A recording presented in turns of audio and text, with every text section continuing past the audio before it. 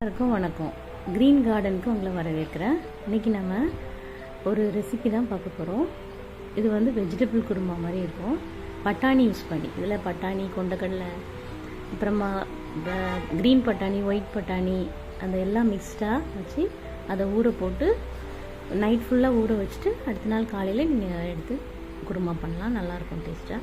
அதுக்கு வெங்காயம், தக்காளி, பச்சை மிளகாய், இஞ்சி பூண்டு எல்லாம் ரெடி பண்ணி வச்சுட்டு இதில் குக்கரில் வந்து ஆயில் போட்டு பெருஞ்சீரகம் போட்டுட்டு வெங்காயம், இஞ்சி பூண்டு எல்லாம் நல்லா கோல்டன் ப்ரௌன் ஆகிற வரைக்கும் நல்லா வதக்கிட்டு, அப்புறமா தக்காளி, பச்சை மிளகாய் ரெண்டையும் போட்டு நல்லா ஸ்மாஷ் ஆகிற வரைக்கும் நல்லா வதக்கி எடுக்கணும்.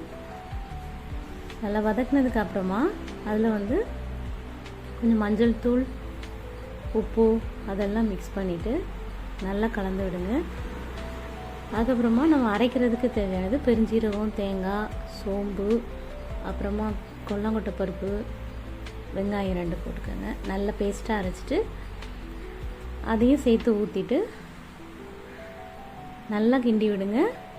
கொஞ்சம் பச்சை வாசனை போகிற வரைக்கும் வச்சுட்டு அதுக்கப்புறமா அதில் கொஞ்சம் வத்தல் தூள், மிளகுத்தூள், சீரகத்தூள்,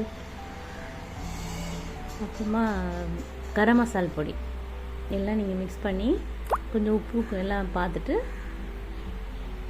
விசில் போட்டு நீங்கள் 3 விசில் எடுத்து வச்சு எடுத்திங்கன்னா உங்களுக்கு சுவையான குருமா ரெடி.